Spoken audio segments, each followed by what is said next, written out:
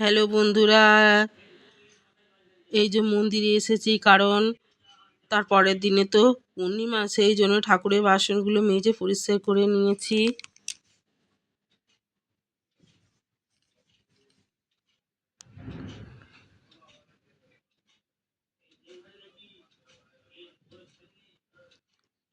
তারপরের দিনে এই যে এবার নারায়ণ পুজোর দিনে এই যে ধুনো ধরিয়ে নিচ্ছি। ঠাকুরমশাই এসে গেছি, গোপাল সোনাদি, রাধা কৃষ্ণ, লক্ষ্মীনারায়ণ সব ঠাকুরকে সুন্দর করে সাজিয়ে গুছিয়ে রাধাকৃষ্ণ গোপাল সোনাকে স্নান করিয়ে এই যে সিন্নি মাখানো হয়ে গেছে, ফল কাটা হয়েছে, কই মুরগি বাতাসা সন্দেশ সব গুছিয়ে সাজিয়ে দিয়ে 5 রকম ফল সামনে দিয়ে, চাল আলু সমস্ত কিছু সামনে দেওয়া হয়েছে। এবার ঠাকুরমশাই এসে তিনি এক এক করে মালা পরিয়ে দিয়ে এই যে পুজো শুরু করেছেন। আমাদের তো প্রত্যেক মাসে একটা করে সিন্নি দেওয়া হয় পূর্ণিমাতে। এই যে তারপরে ধুনো চারিদিকে দেয়া হচ্ছে, ঘরের বাইরে।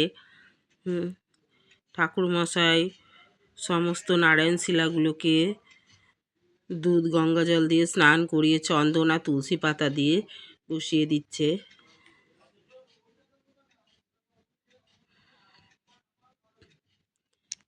এদিকে প্রদীপ জ্বালানো হয়ে গেছে, শঙ্খ বাজানো হয়ে গেছে।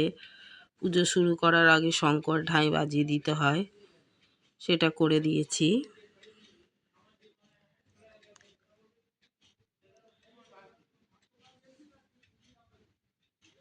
ঠাকুরমশাই এবার প্রত্যেকটা ঘটের মধ্যে ফুল দিয়ে পুজো করছে।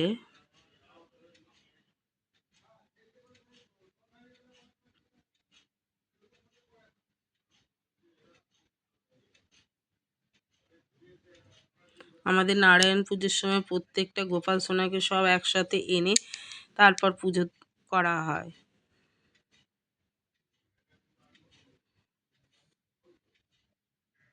এই যে ঠাকুরমশাই বই পড়ছেন,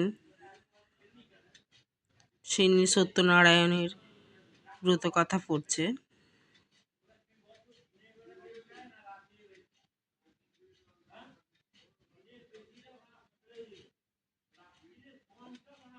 তারপরে এই যে আরতি শুরু করে দিয়েছে, প্রদীপের আরতি, পঞ্চপ্রদীপের আরতি।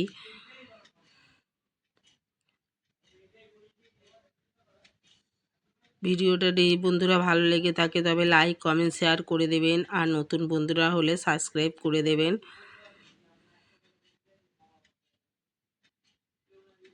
এই যে এবার কর্পূরের আরতি করা হচ্ছে, তারপরে ধূপের আরতি করে নিচ্ছে।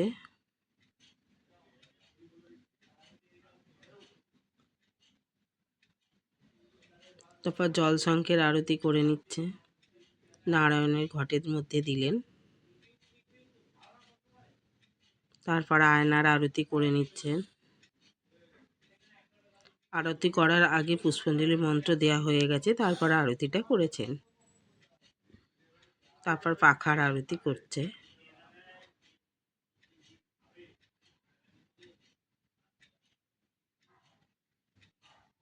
তারপর চামড়ের আরতি করে নিচ্ছে।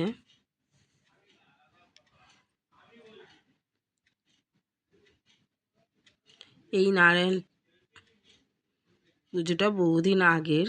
টাটা, বাই বাই বন্ধুরা।